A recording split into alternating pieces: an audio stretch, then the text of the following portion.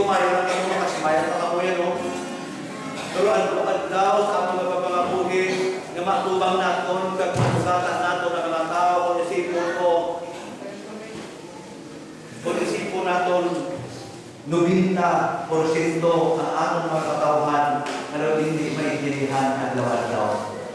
Masugatan mo na ikatusmod, masugatan mo na hindi maintindihan, batian mo kumod-kumod, makita ang mga tao na sapak sa imo, mayroon ka pang yampid sa imo, marami ang palagi sa imo, kaya iban pa ang mga problema, kinalunan sa mga kabuglayan sa aton mga buhi. Pag makasalit kita, muna galing magtapo sa aton as if we are frustrated. Mga kauturan, si Helen Keller, isa ka babae na bulag, ka-apa, pero paagi sa iya ng healing touch, nangimpantog siya na healer sa bilog ng kalimutan.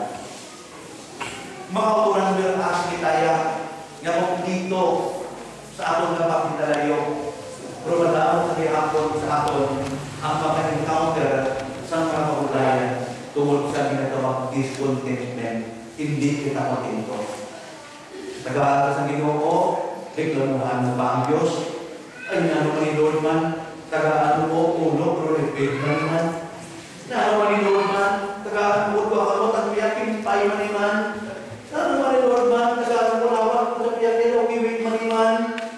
Kaya, salamat Lord kita, and sometimes we are discontented sa arang aton.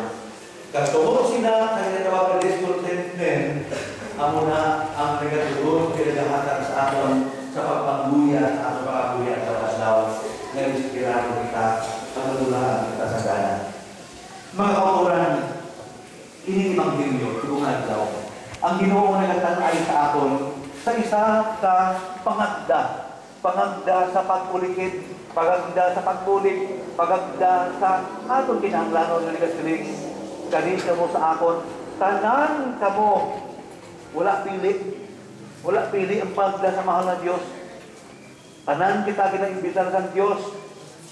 Amo ganit akong isa, kung ang iban ang mag-imbitar sa aton, magdali sa aton, dali kita, masimba kita. Kung iban ng mga tao, magasabat sila, simba ko, wala man ko sala. Nga ang mga tao na simba, makasasala lang. Simba ta, ang mga tao na siling, wala mo kinanglan kay Lord. Nga ang nagasilimba, puros din nagapurongkok. Ang nagasilimba, puros din talang mga kuriit. Kaya kung nagasilimba, puros lang din nagapuriit, ang magpuriit, matatanan-tanan din. Ano lang itsura sa simbangan? Walang nagasilimba, puros lang nagapurosmod. Ano lang sing maestro sa simbangan?